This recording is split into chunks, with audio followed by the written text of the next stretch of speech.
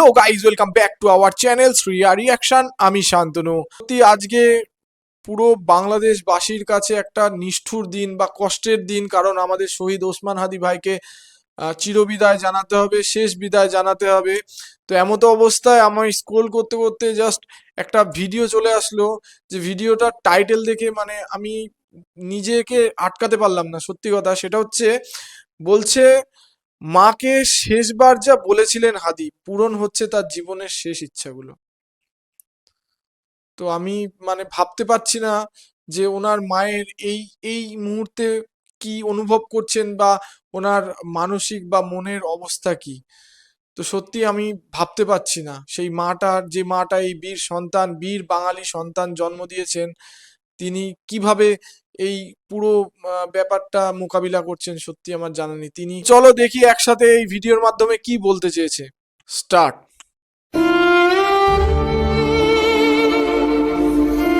হারাম খাইয়া আমি এত মোটা তাজাও হই নাই যে আমার স্পেশাল কফিন লাগবে। খুব সাধারণ একটা কফিনে হালাল রক্তের হাসি মুখে আমি আমার আল্লাহর কাছে হাজির হতে চাই। ঠিক এ কথাগুলোই সত্যি হলো। মৃত্যুর আগেই নিজের শেষ যাত্রা নিয়ে এমন ভবিষ্যৎবাণী কজন করতে পারে? সত্যি শহীদ ওসমান বিন হাদির জীবনের শেষ তিনটি ইচ্ছার মধ্যে দুটি আজ পূর্ণ হওয়ার পথে, কিন্তু তৃতীয় ইচ্ছাটি, রাষ্ট্র কি পারবে তার সেই শেষ আর্তনাদ শুনতে, নাকি ঘাতকের বুলেটের শব্দ চাপা পড়ে যাবে রাজনৈতিক ডামাডোলে? সিংহাসন কাঁপানো স্লোগান আর রাজপথের হুঙ্কার থামিয়ে দিয়ে ওসমান হাদি এখন নিথর। সিঙ্গাপুর জেনারেল হাসপাতালের হিমশীতল মর্গে শেষ হয়েছে তার জাগতিক লড়াই। ইনকিলাব মঞ্চের এই লড়াকু মুখপাত্রের জন্য ঠিক যেমনটা তিনি চেয়েছিলেন প্রস্তুত করা হয়েছে তেমনই এক সাদামাটা কফিন, চাকচিক্যহীন, আড়ম্বরহীন, ঠিক তার জীবন আদর্শের মতোই। শুক্রবার বিকেলে সিঙ্গাপুর থেকে দেশের পথে রওনা হওয়া কফিনটি সন্ধ্যায় বাংলাদেশে পৌঁছায়। কথা ছিল জীবনের শেষ বিমানে চড়ে তিনি ফিরবেন বিজয়ের বেশে, কিন্তু ফিরল তার নিথর দেহ কফিনে করে। বুক ভরা অভিমান আর সাহসের এক অদ্ভুত সংমিশ্রণ ছিল ওসমান হাদির কণ্ঠে। ফেসবুকে তার শেষ দিককার স্ট্যাটাসগুলো পড়লে গা শিউরে ওঠে। তিনি কি জানতেন তার সময় ফুরিয়ে আসছে? 19 ডিসেম্বর ইনকিলাব মঞ্চের পক্ষ থেকে জানানো হয় সেই লোমহর্ষক তথ্য।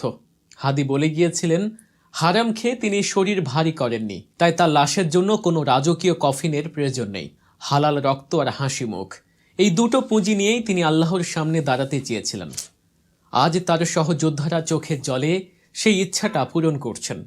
তার মরদেহ বহনকারী কফিনটি যখন শাহজালাল আন্তর্জাতিক বিমানবন্দরে আসলো, তখন যেন আকাশটাও কেঁদে উঠেছে এক নক্ষত্র পতনের শোকে। ডাক্তার মোহাম্মদ আব্দুল আহাদ নিশ্চিত করেছেন, সব আইনি ও দাপ্তরিক প্রক্রিয়া শেষ করেই হাদির মরদেহ দেশে আনা হয়েছে। বাংলাদেশ বিমানের BG-085 ফ্লাইটে যখন তার দেহটি ঢাকার মাটি স্পর্শ করে, তখন ঘড়ির কাঁটায় সন্ধ্যা 6:05। অথচ মাত্র কদিন আগেই এই ঢাকায় তিনি ছিলেন জীবন্ত এক আগ্নেয়গিরি। এখন তিনি ফিরলেন, কিন্তু আর কোনোদিন মাইক হাতে মিছিলে নেতৃত্ব দেবেন না। শনিবার জানাজা শেষে তাকে দাফন করা হবে, কিন্তু কোথায়? এখানেও ওসমান হাদির শেষ ইচ্ছাটি বড় বেশি আবেগের। তিনি চেয়েছিলেন তার বাবার কবরের পাশে চিরনিদ্রায় শায়িত হতে। ঝালকাঠির নলছিটি উপজেলার খাসমহল এলাকা, সেখানেই তার প্রত্যেক ভিটা। টিন শেডের এক সাধারণ ঘরে বড় হওয়া হাদি চেয়েছিলেন মাটির টানেই ফিরে যেতে। তার ভগ্নিপতি আমির হোসেন হাওলাদার জানিয়েছেন, পরিবারের পক্ষ থেকে সেই প্রস্তুতি নেওয়া হচ্ছে। বাবার কোলেই ফিরছেন সন্তান, তবে বড্ড অসময়ে, বড্ড মর্মান্তিকভাবে। প্রিয় দর্শক, ওসমান হাদির এই চলে যাওয়া কেবল একটি মৃত্যু নয়, এটি একটি অধ্যায়ের সমাপ্তি। তার জীবনের প্রতিটি মুহূর্ত, প্রতিটি আন্দোলনের পেছনের গল্পগুলো বিশ্লেষণ করলে দেখা যায় এক আপোষহীন মানসিকতা। ঝালকাঠির সেই ছোট্ট বাড়িটি এখন কান্নার রোলে ভারী হয়ে আছে। আত্মীয় স্বজন, প্রতিবেশী সবাই ভিড় করছেন এক নজর তাকে দেখার জন্য। 96 সালে যে শিশুটি এই উঠোনে খেলে বেরিয়েছে, 24-এর গণ অভ্যুত্থানে যে যুবক নেতৃত্ব দিয়েছে, সে আজ নেই। গ্রামবাসী তাকে মনে রেখেছে অন্যের বিরুদ্ধে এক বলিষ্ঠ কণ্ঠস্বর হিসেবে। নেছারাবাদ কামিল মাদ্রাসা থেকে ঢাকা বিশ্ববিদ্যালয়, মেধার সাক্ষ্য রেখেছেন প্রতিটি ধাপে। কিন্তু ঘাতকের বুলেট কি মেধার দাম বোঝে? হাদির মৃত্যুতে শোকের ছায়া কেবল তার গ্রামে নয়, ছড়িয়ে পড়েছে রাজধানী ঢাকাতেও। শাহবাগ মোড়, যা ছিল তার বিপ্লবের কেন্দ্রবিন্দু। আজ সেখানেই জ্বলছে ক্ষোভের আগুন। হাদির মৃত্যুর খবর ছড়িয়ে পড়তেই ঢাকা বিশ্ববিদ্যালয় ক্যাম্পাস উত্তাল হয়ে ওঠে। তার সহযোদ্ধারা, সাধারণ শিক্ষার্থীরা স্লোগানে স্লোগানে প্রকম্পিত করে তোলে রাজপথ। তাদের দাবি একটাই, বিচার চাই। এই বিক্ষোভে সামিল হয়েছিলেন অন্তর্বর্তী সরকারের উপদেষ্টারাও। নাহিদ ইসলাম, আসিফ মাহমুদ, সজীব ভুঁইয়া, যারা একসময় কাঁধে কাঁধ মিলিয়ে আন্দোলন করেছেন, তারাও আজ বাকরুদ্ধ। তবে শিক্ষার্থীদের আবেগ আজ বাঁধ ভেঙেছে। ঢাকা বিশ্ববিদ্যালয়ের বঙ্গবন্ধু শেখ মুজিবুর রহমান হলের নাম ফলক মুছে সেখানে সাঁটিয়ে দেয়া হয়েছে নতুন নাম, শহীদ ওসমান হাদি হল। প্রাতিষ্ঠানিক স্বীকৃতি আসুক বা না আসুক, শিক্ষার্থীদের হৃদয়ে এই নামটি খোদাই হয়ে গেছে। তারা বলছে, আধিপত্যবাদের বিরুদ্ধে লড়াইয়ে হাদি ছিলেন প্রথম সারির সেনানী। তার এই রক্ত বৃথা যেতে পারে না। কিন্তু সবচেয়ে বড় প্রশ্নটি এখনও দগদগে ক্ষতর মতো জ্বলছে। ওসমান হাদির তৃতীয় ইচ্ছাটা কি পূরণ হবে? মৃত্যুর কিছুদিন আগে এক জনসমাবেশে তিনি বলেছিলেন, যদি আমার বুকে অথবা আমার মাথায় গুলি করা হয়, রাষ্ট্রের কাছে আমার শেষ চাওয়া হলো যেন ঘাতককে গ্রেফতার করে বিচার করা হয়। কি নিদারুণ পরিহাস! ঘাতক ঠিক তার মাথা লক্ষ্য করেই গুলি চালিয়েছে। কিন্তু বিচার, সেই বিচার কি আমরা পাবো? খবর পাওয়া গেছে হাদির ওপর হামলাকারী বা ঘাতক চক্র হালুয়াঘাট সীমান্ত দিয়ে ভারতে পালিয়ে গেছে। রাষ্ট্র কি পারবে তাকে ফিরিয়ে আনতে, নাকি সীমান্ত রেখার কাঁটাতারে আটকে যাবে বিচারের বাণী? ইনকিলাব মঞ্চের কর্মীরা শাহবাগ অবরোধ করে যে স্লোগান তুলেছিল, দিল্লি না ঢাকা, ঢাকা ঢাকা, তা কেবল স্লোগান নয়, এটি এখন অস্তিত্বের প্রশ্ন। ঘাতক যদি দেশের বাইরে নিরাপদে থাকে, তবে এই রাষ্ট্রের নিরাপত্তা ব্যবস্থা নিয়ে প্রশ্ন থেকেই যায়। রাষ্ট্র অবশ্য তার সর্বোচ্চ সম্মান প্রদর্শনে কার্পণ্য করেনি। প্রধান উপদেষ্টা ডক্টর মোহাম্মদ ইউনূস জাতির উদ্দেশ্যে দেয়া ভাষণে ওসমান হাদির মৃত্যুতে রাষ্ট্রীয় শোক ঘোষণা করেছে। শনিবার দেশের সব সরকারি বেসরকারি প্রতিষ্ঠানে জাতীয় পতাকা অর্ধনমিত রাখা হবে। মসজিদ, মন্দির, গির্জায় হবে বিশেষ প্রার্থনা। প্রধান উপদেষ্টা নিজে তার শোক সন্তপ্ত পরিবারের প্রতি সমবেদনা জানিয়েছেন এবং হাদির স্ত্রী ও একমাত্র সন্তানের দায়িত্ব নেওয়ার ঘোষণা দিয়েছেন। এটি নিঃসন্দেহে একটি ইতিবাচক পদক্ষেপ।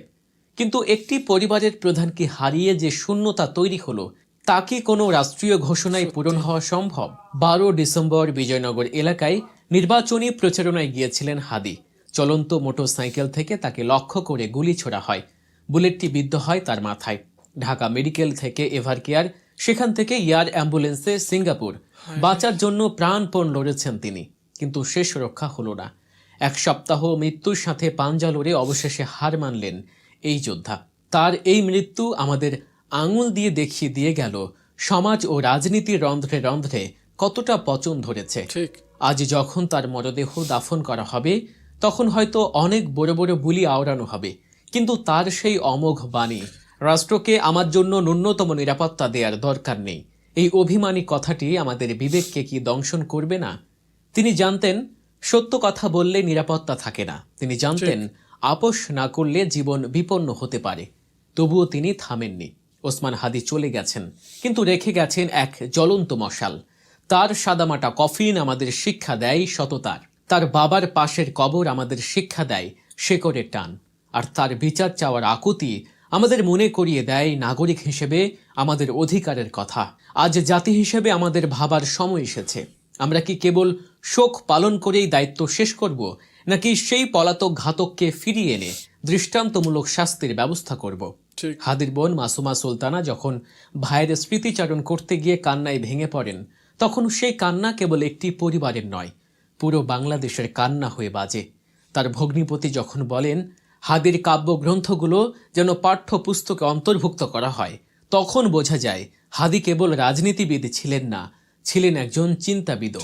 শাহবাগে তার স্মৃতিস্তম্ভ নির্মাণের দাবি উঠেছে। হয়তো পাথর দিয়ে স্তম্ভ বানানো যাবে, কিন্তু রক্ত মাংসের হাদি আর ফিরে আসবে না। প্রিয় দর্শক, ভিডিওটি শেষ করার আগে একটি কথা না বললেই নয়। ওসমান হাদির মতো তরুণরা যখন দেশের জন্য প্রাণ দেয়, তখন আমাদের দায়িত্ব বেড়ে যায়। আমরা যেন তাদের আত্মত্যাগকে ভুলে না যাই। এই ঘটনার শেষ পর্যন্ত কি হয়, ঘাতক গ্রেফতার হয় কিনা, সেসব আপডেট আমরা আপনাদের জানাতে থাকব। সত্যি ভিডিওটা বড্ড ইমোশনাল ছিল আমার কাছে। একটা তরতাজা প্রাণ চলে গেল শুধুমাত্র অন্যায়ের প্রতিবাদ করার জন্য। কি হয়ে গেছে, কোন সমাজে আমরা বাস করেছি, কিছু বলার নেই। জানি না এর বিচার হবে কিনা, আদেও কোনোদিনও শাস্তি পাবে কিনা এই খুনিগুলো, জানা নেই। কিন্তু যে মানুষটা সমাজের জন্য শহীদ হলো, সেই মানুষটার কি মানে এইভাবেই তার মৃত্যুবরণটা বিফলে যাবে, নাকি তার আইডিওলজিকে আমরা এগিয়ে নিয়ে যেতে পারবো? আর যদি নিয়ে যেতে পারি, কতদূর এগিয়ে নিয়ে যাব? এই প্রশ্নগুলো কিন্তু থেকেই যায়।